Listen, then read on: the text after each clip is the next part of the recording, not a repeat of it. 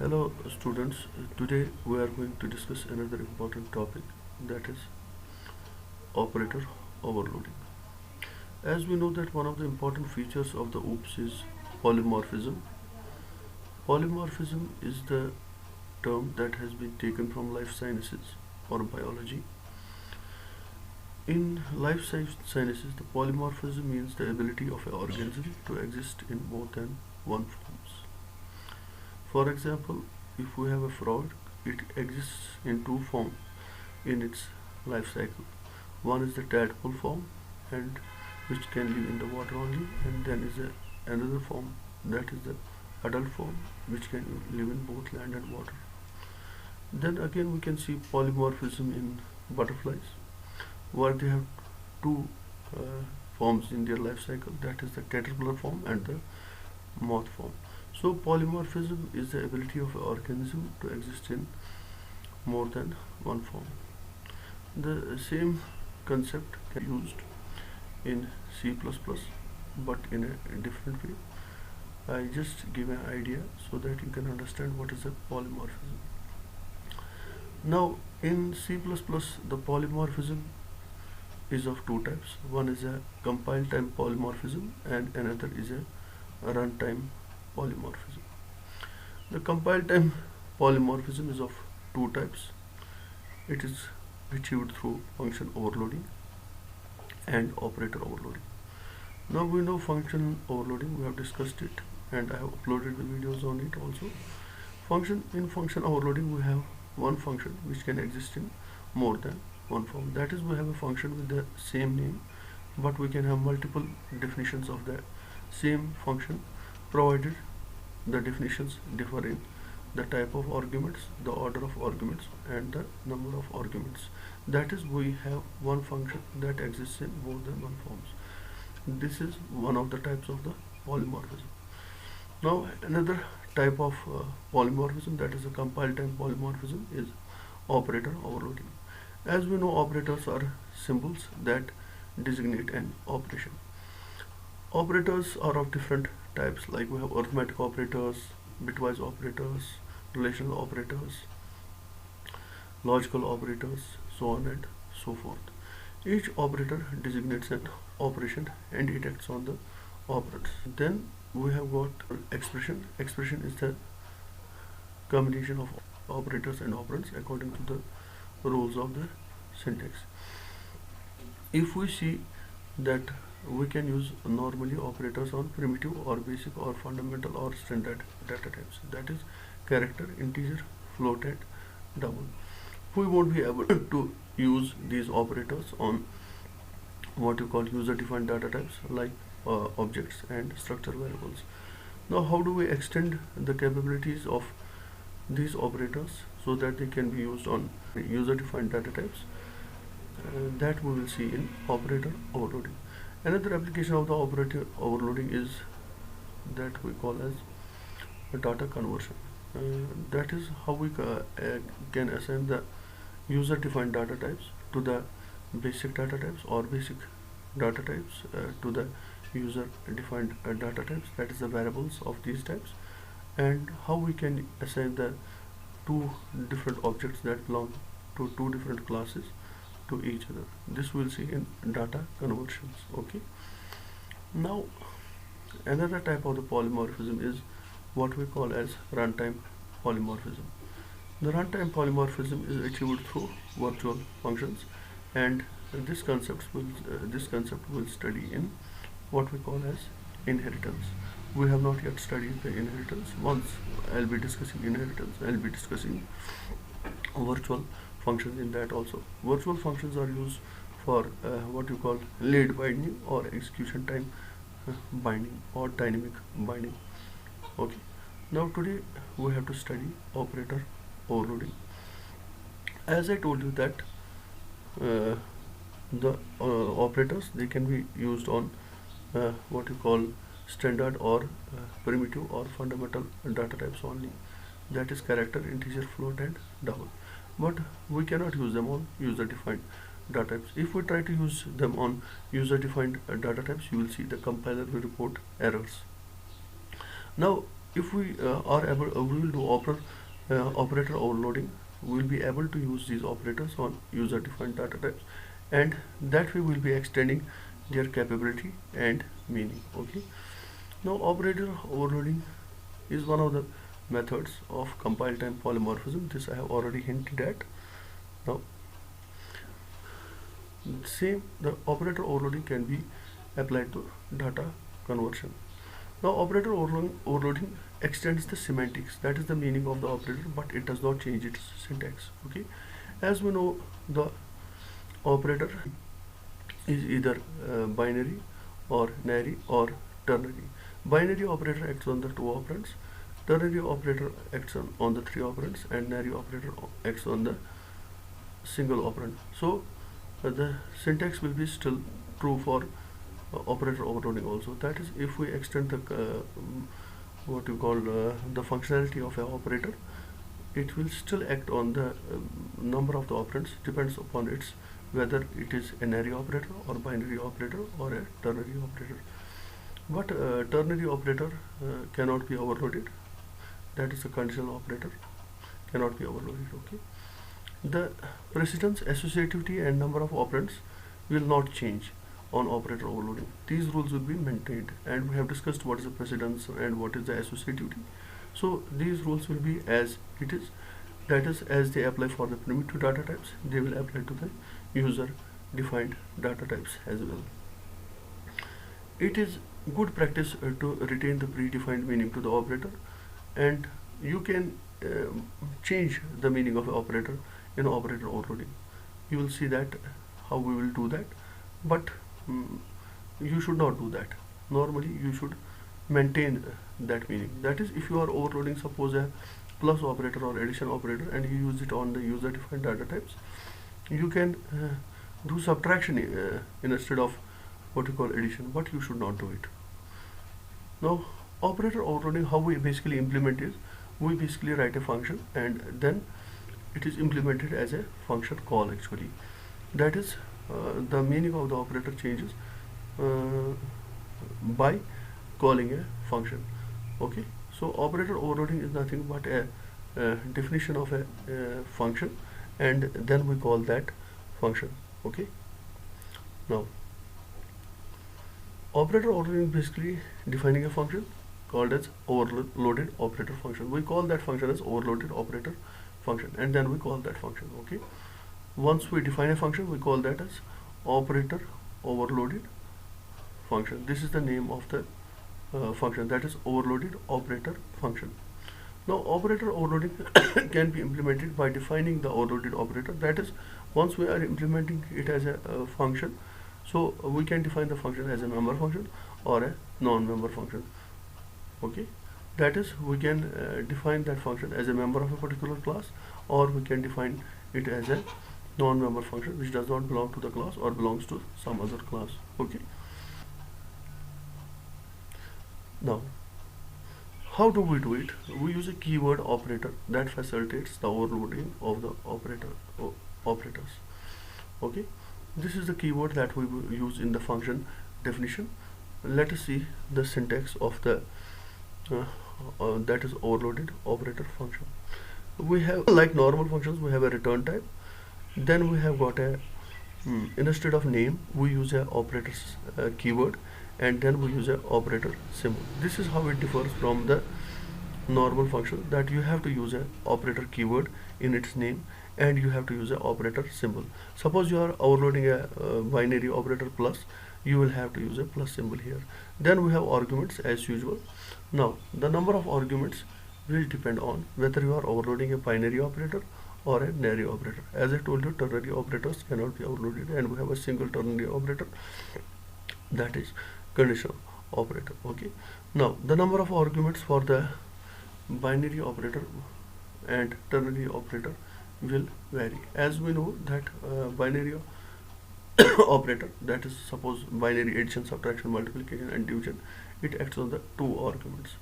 And the nary operator, suppose we have got an increment operator or decrement operator, that acts on the single operator. Okay, then after that we write the body of a function. So operator overloading is nothing but a definition of a function and that function is called once we overload the operator. The important thing is that in the name of the function you have to specify the keyword operator and you have to use the operator symbol. That will form the name of the function. Now return type, as we know, it is as usual, and the arguments we will discuss further after this slide. Note, not all operators can be overloaded. So it's not that we can overload all operators. There are some operators that cannot be overloaded. Okay, like we have a dot operator, that is a member of access operator, which is used to access the members of a structure or a class. Then we have a scope resolution operator, it cannot be overloaded. Then we have a conditional operator, that is the ternary operator, which I have already mentioned that it cannot be overloaded. Then we have got a pointer to member operator, this cannot be that is a star operator, this cannot be overloaded. Then we have got a size of operator. So we have got certain operators that cannot be overloaded, and there are certain operators that can be overloaded. We'll be overloading assignment operators, we'll be overloading what we call array subscript operators, we can overload new and delete operators, we can overload increment operators, we can overload arithmetic operators, and that is binary arithmetic operators. Then we'll see those overloadings in different videos. Okay, now as I told you, operator overloading is achieved by using or defining a new function, and that function is called an overloaded operator function. We have to implement a function here, or we have to define a function. Then now this function can be defined as a member function or as a non-member function. In case we overload it as a member function, now the object with which the call is invoked to the operator overloaded operator function serves as an implied argument. Okay, because as we know, in the member functions, we have discussed it thoroughly in the previous videos. In case we are implementing any member function, the object to the member function is always an implied argument. That is the object with which we are invoking or calling a function. That is always a what we call as implied argument. Okay, this is a rule. Since this is a rule, this rule will be followed even when we overload the operators, that is when we implement the overloaded operator function. Okay, so in case of NARI operators, we know that they act on the single operand, and since they act on the single operand and the operator function is implemented as a member function, so they don't have any arguments as the explicit argument. They have got a single argument, and that argument is a implicit argument, and that argument is always an object with which the call is invoked. Okay, now in case of binary operators, we know that they act on two operands. So once we implement the overloaded operator function as a member function, we know that one of the objects is passed as a implied argument. Then the second argument we have to pass explicitly. So in case of NARI operators, we won't be passing any arguments to the function, but in case of binary operators, we will be passing only one argument to the function in case we are implementing the overloaded operator function as a member function. This is the difference.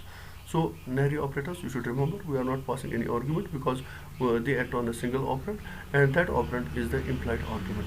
And in case of the binary operators, we are passing only one operand because they need two operands, but since one of the operands is already the implied argument, so we will be passing only one argument. Okay, now if we implement the operators as a non-member functions.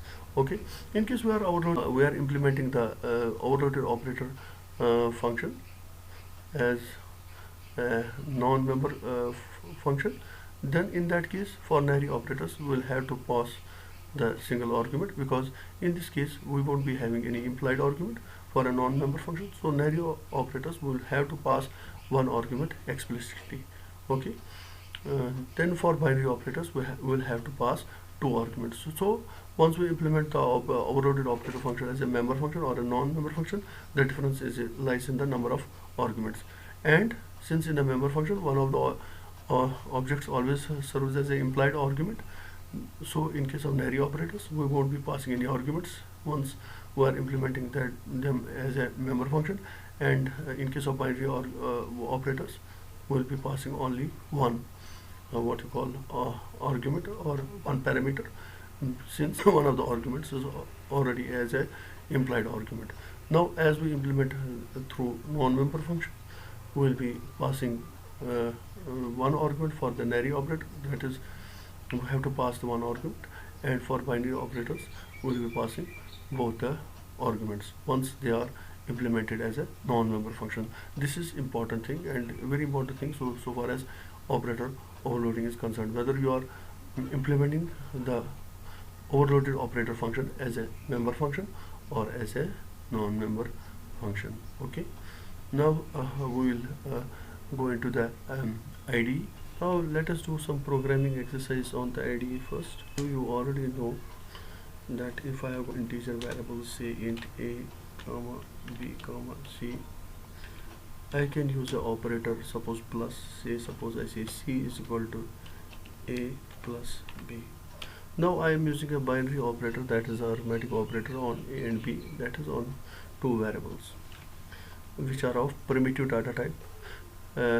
The data types integer, character, float and double, they are called as primitive data type or standard data type or fundamental data type or basic data types or compiler defined data types. They have these are the different names with which we can what you call name these data types, that is character, float, int and double. Now if I use a binary operator plus on this, you see if I compile there won't be any errors. This is a known thing.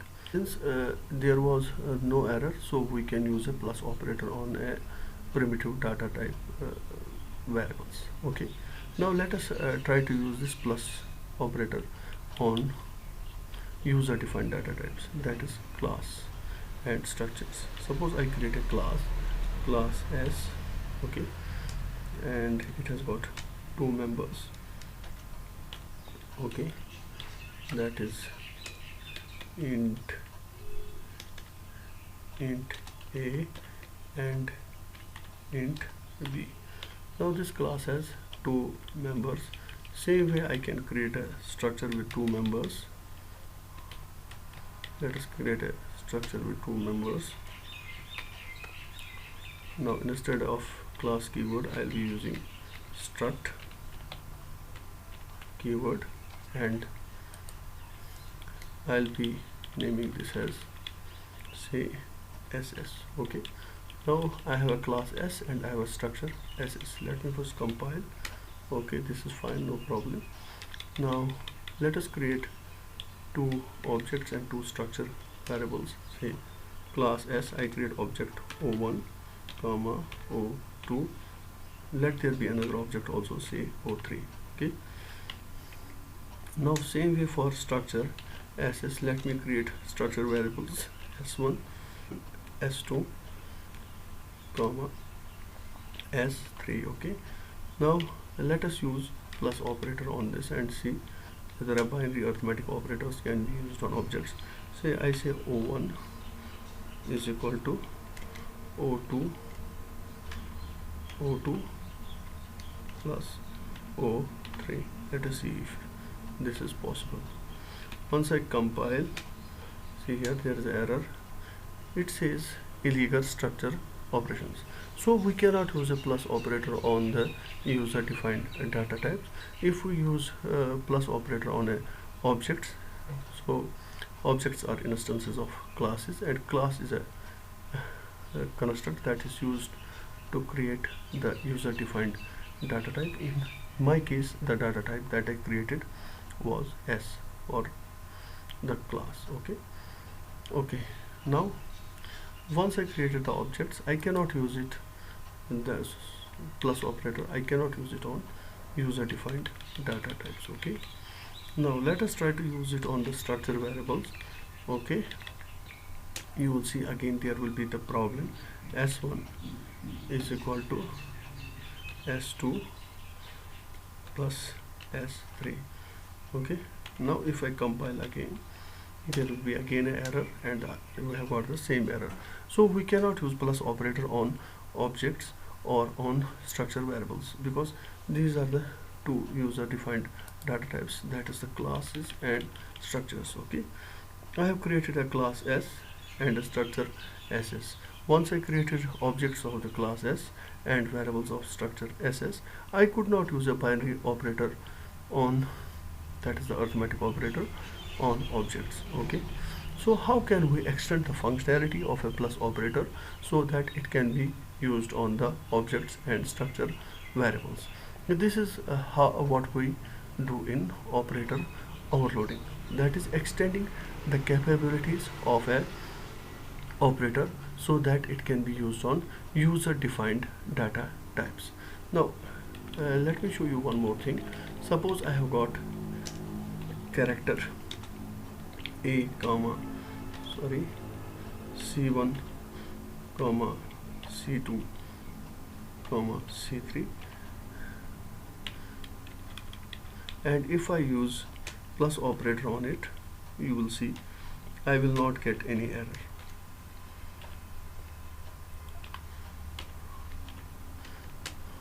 So I'm not getting any error.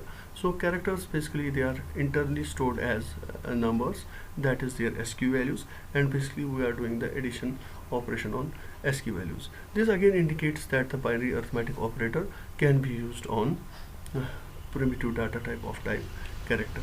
Same is true of float and double variables. You'll see if I create variables of type float and double, and if I use a binary arithmetic operator on it, I won't be getting errors. The moment I start using the binary operator, arithmetic operator on the objects and structure variables, I'll get errors. Okay, so this is the limitation, that plus operator cannot be used on objects as well as structure variables. Okay, same is true of binary subtraction, multiplication, and relational operators, and that is the comparison operators. They cannot be used on user defined data types.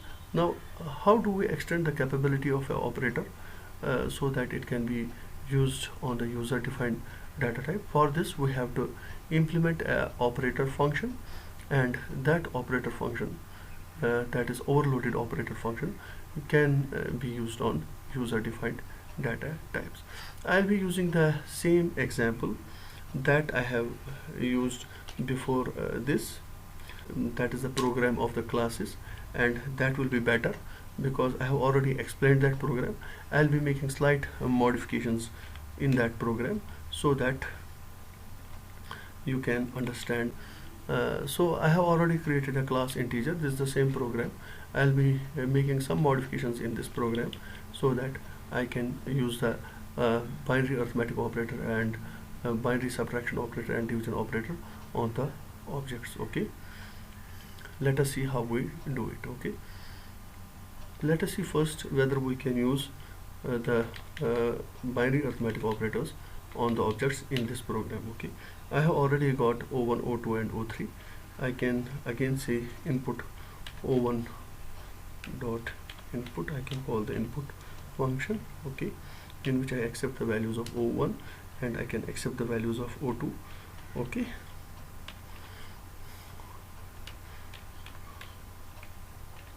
now after accepting the values of the data numbers of A of O1 and O2, I can now see whether I can use a plus operator here.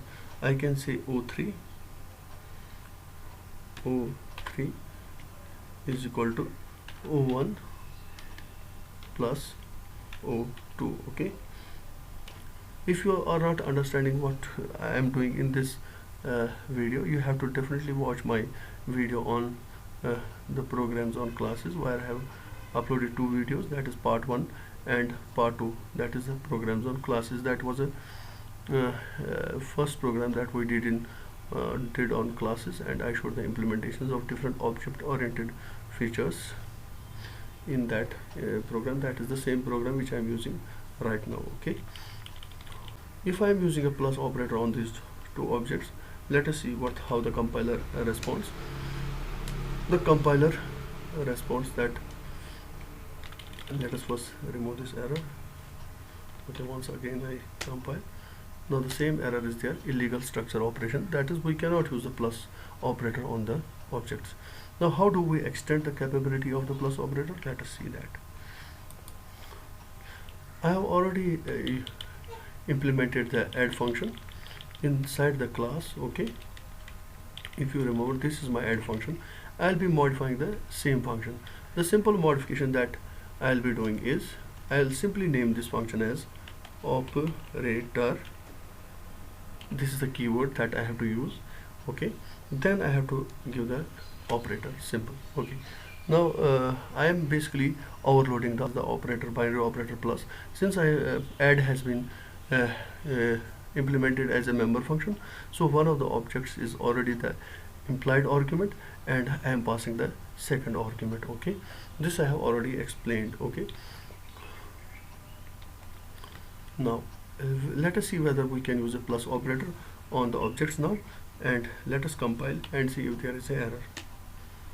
There is no error, so we have successfully implemented the binary operator plus. Simply how we did it, since we are implementing it as a member function, you have to implement by the same way we implemented the add, but simply giving the name operator plus. Okay, now before understand, I can explain what is meant by this in a better way by showing it like this. Now suppose I was calling the operator function of the class. I could have used o1 dot operator. Okay, then I can pass operator plus. Since this is the name of the function operator plus, I can call this function like this only. Now if you see, I pass o3 as a argument, o2 as a argument. Okay, now if you see, I am making a call to the function, and the name of the function is operator plus, simply the way I made call to the add. Now let us see whether this works. Okay, this is working.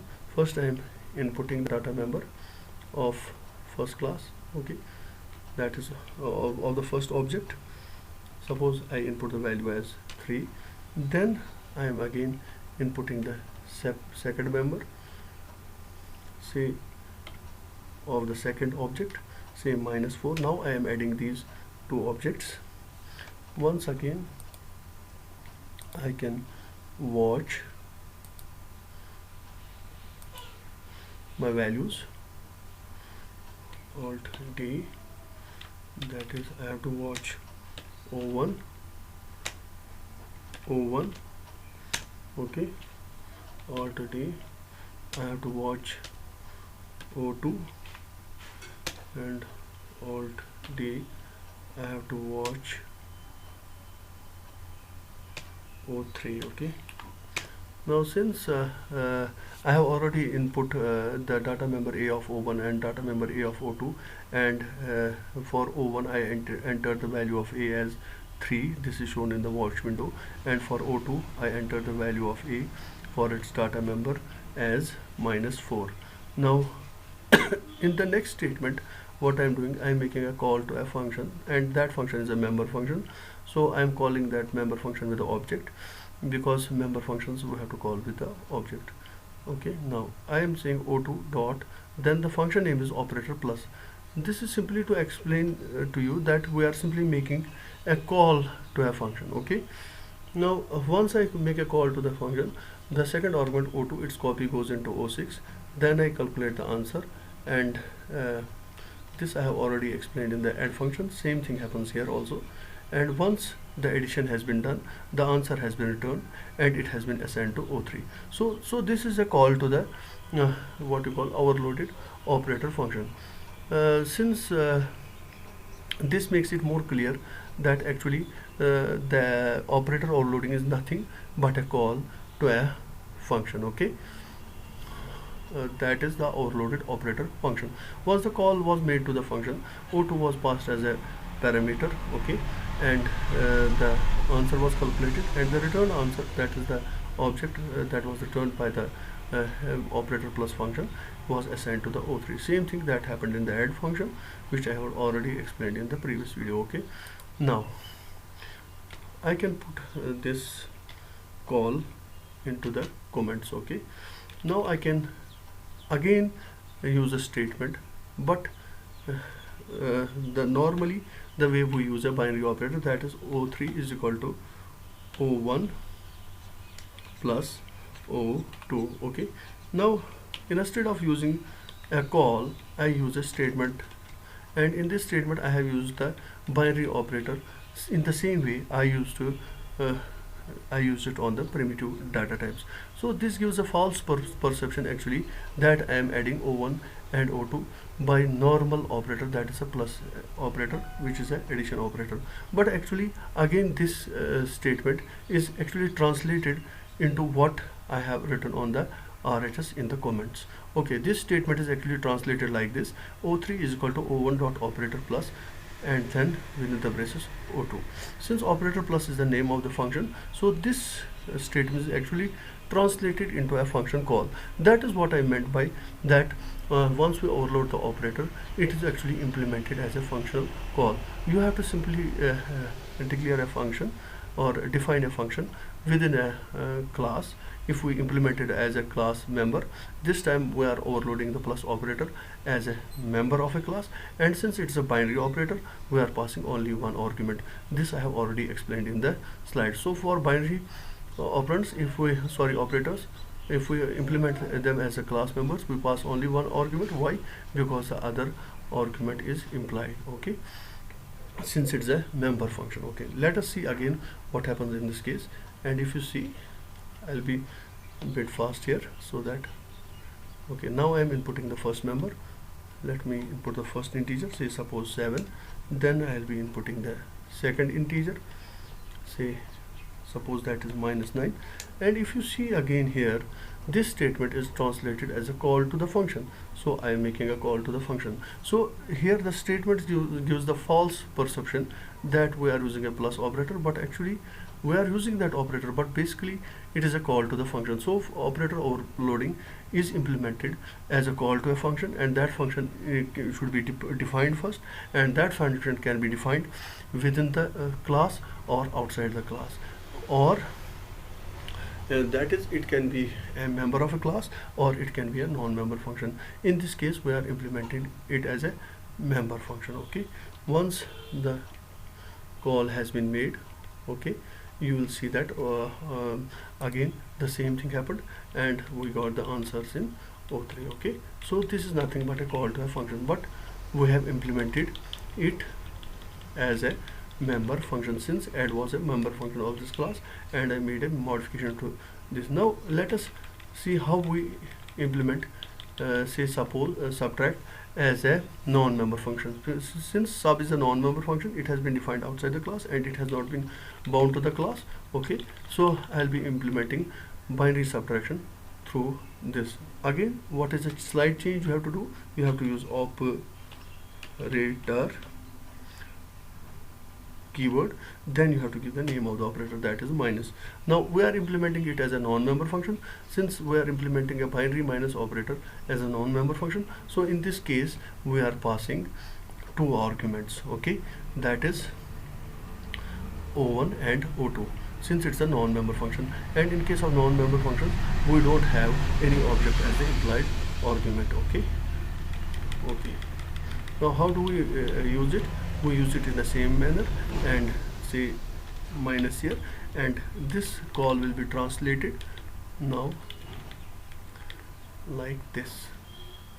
That is, it will be translated like this, that is O3 is equal to sub of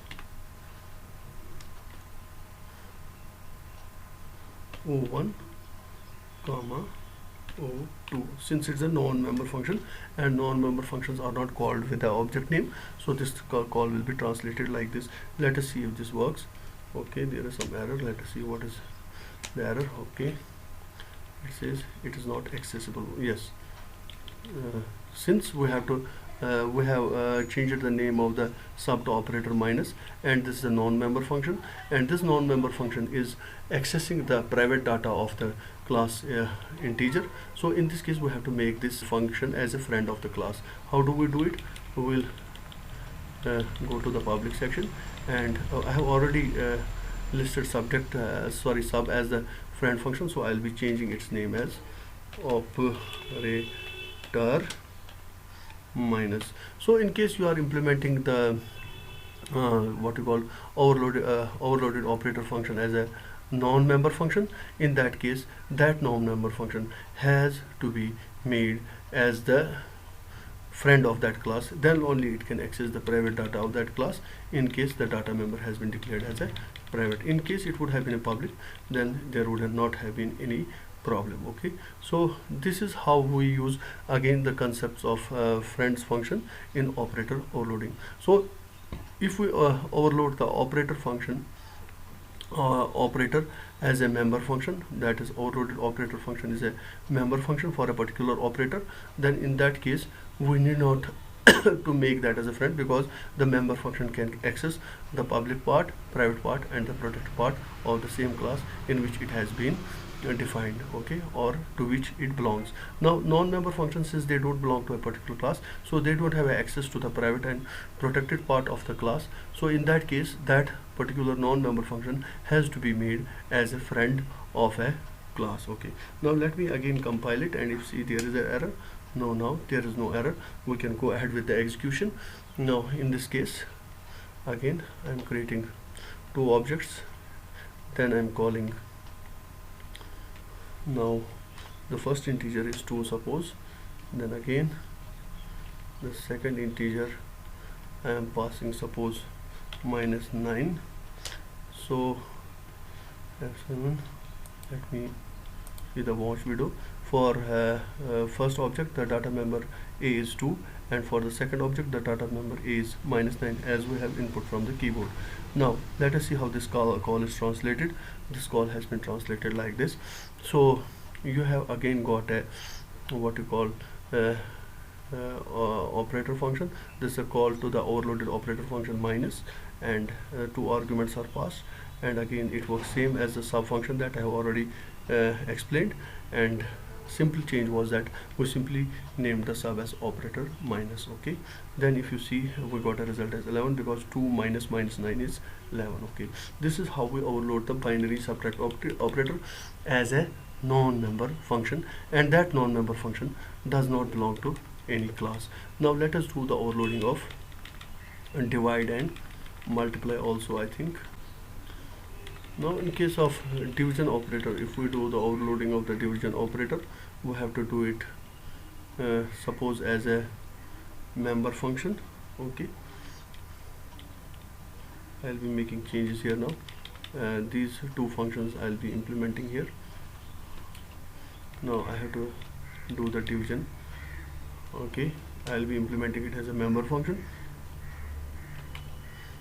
Okay, once I implement it as a member function, now I have to use the operator symbol as slash, that is for the division symbol.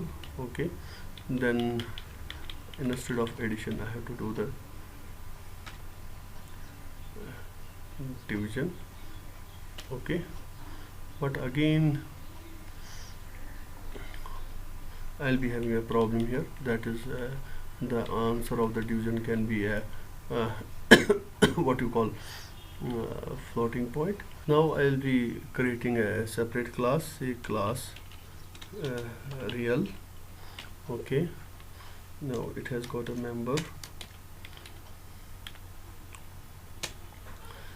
that is float real. Okay, float re, you can say, and now I'll be utilizing it in my division function. Okay, then I can say real. Now answer is of type real, and real dot answer dot re is equal to this, and I can typecast one of the values, because I am dividing the two integers. I can get real values. Okay, float. Okay, now I can, so I need a here also I need a change, because if I say O1 divided by, now O3 should be of type, O3 should be of type, that is class real. Okay, O3 should be of type class real, what I have named as a class as a real. Okay, now this is okay. So O3, because the return type is of type class real, so again I'll be accessing what you call the private part of the answer, that which is of type real. So I need to make this class, that is class integer, as a friend of class real. I can say public, okay, then I can say no friend integer,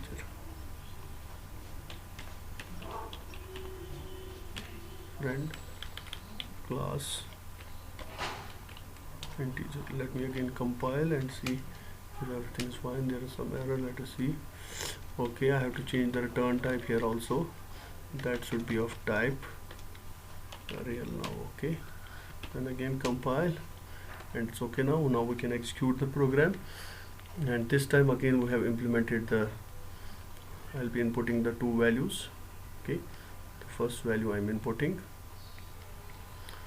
for the first object, say 4, then I can input the second value for the second object, okay, say 6, okay, that is 4 divided by 6. Then again, now I am calling the function, that is the overloaded operator function. This call is not translated like this because the this time the overloaded operator function is the member function, so this call is translated something like this, that is O3 is equal to operator O1 dot operator slash then O2 as the argument.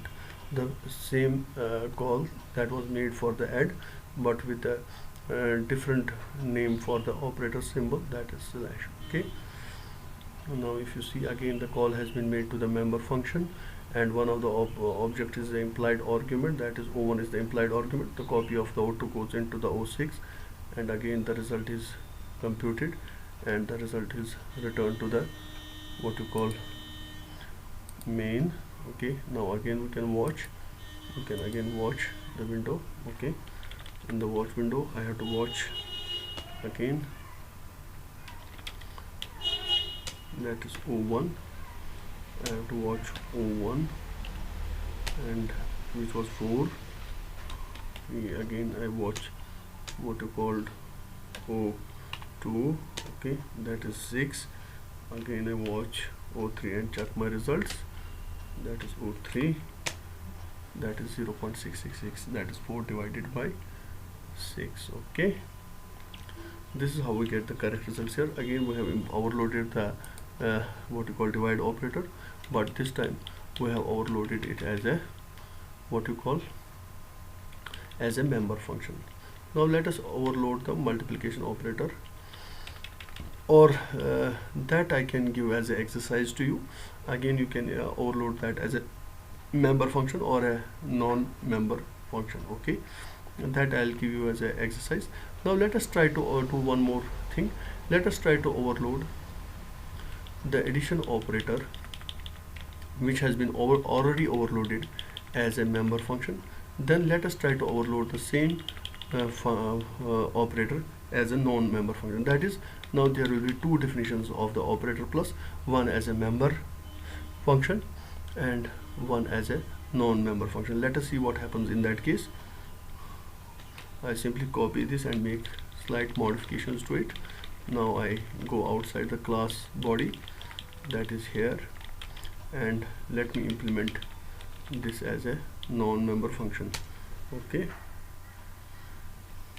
now since I am implementing this as a non-member function, okay, then I'll be passing the two arguments. Suppose O1 comma operator O2. Okay, then again I'm computing the answer. Now instead of here I'll be using O1 dot A, and I'll be using here O2 dot A. Okay, now in this case we have a overloaded operator function, within the class also and outside the class also. Let us see which function is called in this case, because there are two possibilities here. Okay, now again, since this is a what you call non-member function, let us compile first and see if there are any errors. We should get some errors, I think. Yes, this is expected. Oh, there is an error here. I have to write a integer here, not operator. Sorry for that. Let us compile again. Now if you see, there is an error because we are trying to access the private members of O1 and O2 in a non-member function, since this operator plus this particular function is now as a non-member function. So what is the way out? Again, we have to use that concept of the friends. We have to copy the first line of this function, okay, and put it within the class in the public section. Okay, the same way we did for operator minus, and we have to use a keyword friend here. Okay, once I compile now, you will see there are not any errors. Now this is an important scenario. Now instead of this, I'll be using this thing. Okay, so now there are two possibilities. One is that there will be a call to operator plus function, or there will be a call like this, that is O3 is equal to O1 dot operator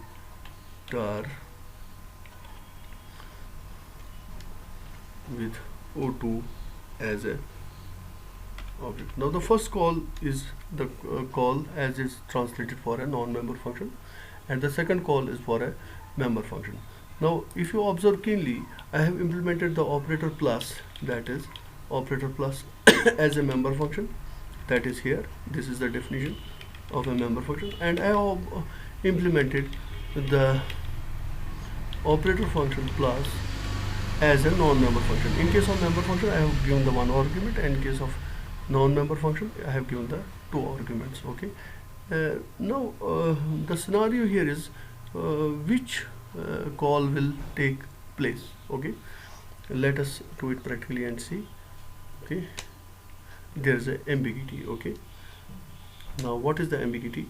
That there is an ambiguity whether this call has to be taken place or this call will take place. Okay, so that means that you have to either implement the operator function as a member function or as a non-member function, but not both. Okay, so we cannot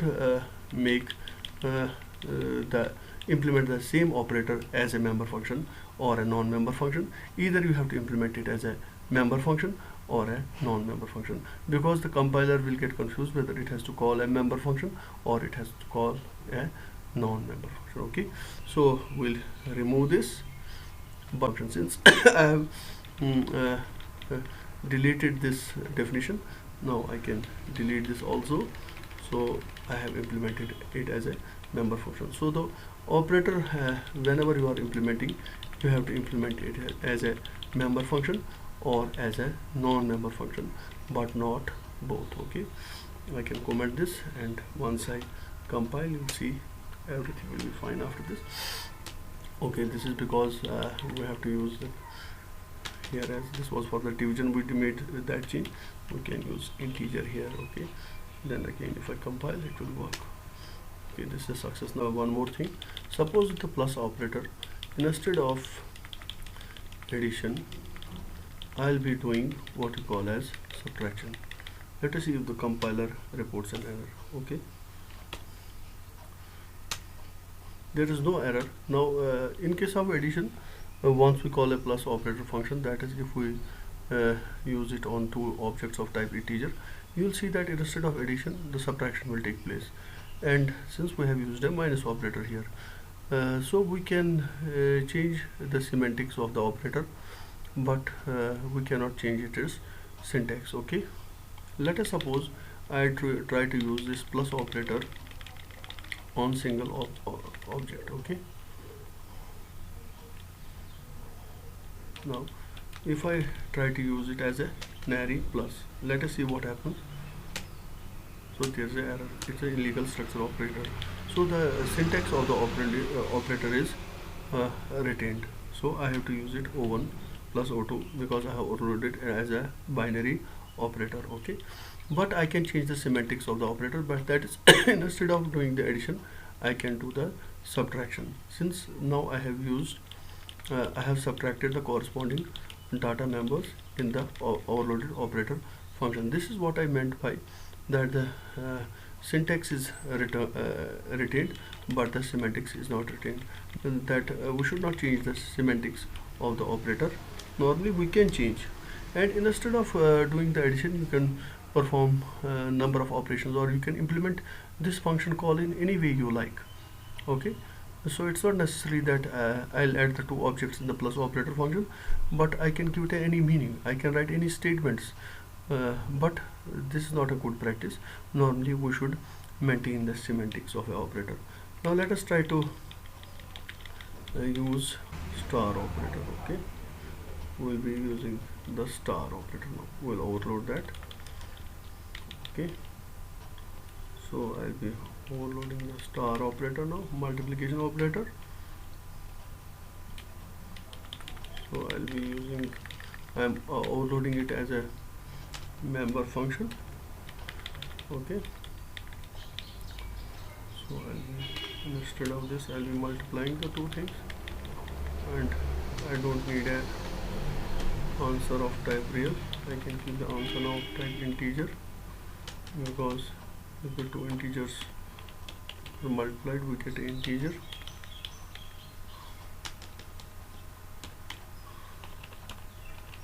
I have to use a here.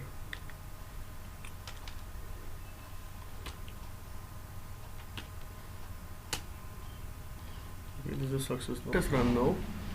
Once we are running the program, let us first input the data member of O1. Okay, let its value be 3. Then next I am inputting the data member of O2, let its value be 5. Then I am inputting the data member of O4, let it be say 7. Okay, 3, 5 and 7. Now if you see in the watch window, my values for O1 is A is 3, then it is 5, then it is 7, as I have done from the keyboard. Now my matter of concern here is that I have overloaded the two operators. One is the plus operator and one is the multiplication operator. Okay, which one will be called first? Now again, as I told you that even if we overload the operators, still the precedence rules will remain same. So in our case it should be the multiplication operator that should be called, because that is the overloaded multiplication operator function should be called, because the multiplication has higher precedence than addition. Okay, so the operator into has been called. Now what happens in this case? That is, we are multiplying the two numbers. What are the two numbers that we are multiplying? We are basically multiplying the O2 and O3. Okay, and then what happened after that? Sorry, O2 and O4, and then whatever was the result of multiplying O2 and O4, that is 5 into 7, that was 35. And then next call was made to the overloaded plus operator, and that 35 was added to the 3, that is the value of O1.a, and we got answer as what you call 38, and that 38 was assigned to O3. Because now this statement is actually a call to two functions. One is the overloaded operator into function, and another is a call overloaded to the overloaded operator plus function. Okay, but the precedence rule remained the same. Same is true of the associativity. Okay, that is if we put one more call here, suppose I put a call here like this, that is O1 into O1. Okay, now if you see here, according to the precedence rules, the multiplication operator has a higher precedence. Okay, then again what happens? uh, uh, the multiplication will be performed before the addition, but since there are two multiplications, again the rule is here that only one operation is performed. But since the associativity of the multiplication operators is from left to right, so first O1 will be multiplied to O2, and whatever is the result, that will be substituted at the point of call. Then the next multiplication will be performed, that is between O2 and O4, and whatever is the answer, that will be substituted at the point of call, and then the addition of the two objects will be done that have been returned from the first call and second call. So this is actually, this statement makes three calls, that is two calls to the multiplication overloaded multiplication operator, and another call to the overloaded addition operator. But if you will see that precedence rules will not change, associativity rules will not change, so the rules will be maintained and the syntax will be maintained, but semantics of the operator you can change. That is, for multiplication you can give the meaning of addition, that instead of multiplication you can do addition, and in the addition you can do subtraction or whatever, that I have already shown.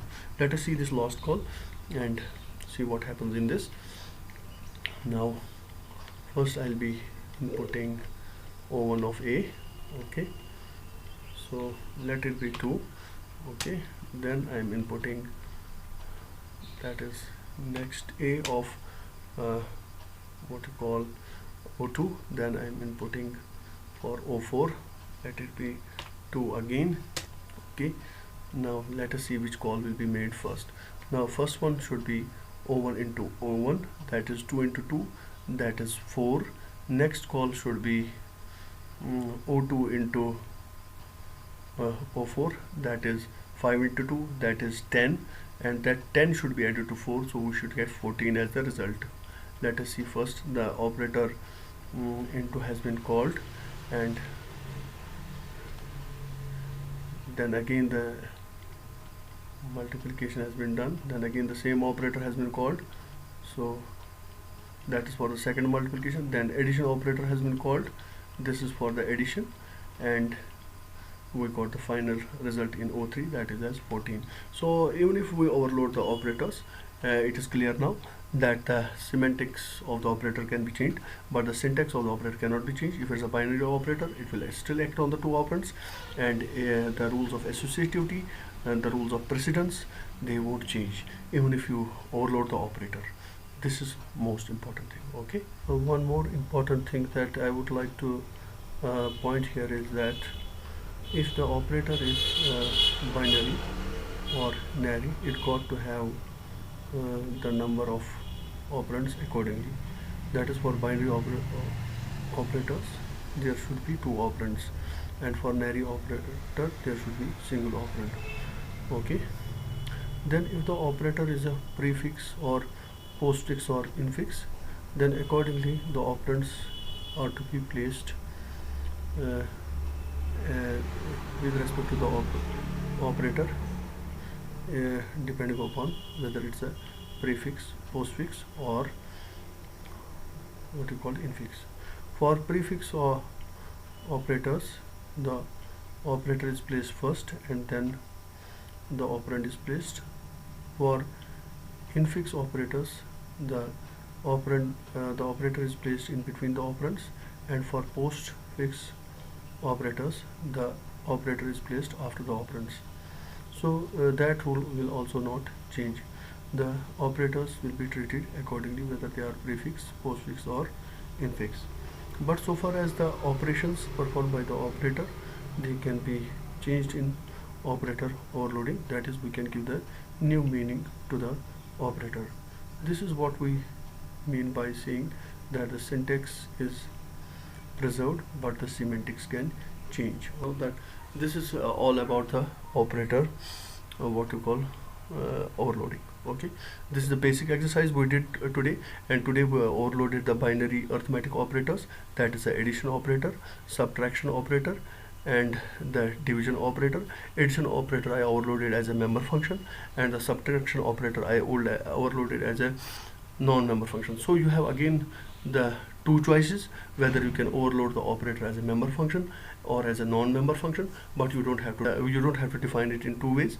That is, you cannot overload the same operator as a member function and as well as a non-member function, because at the time of executing the program there will be ambiguity whether the overloaded operator as a member function is to be called or the overloaded operator as a non-member function is to be called. This error will be reported by the compiler, so it's a compilation time error.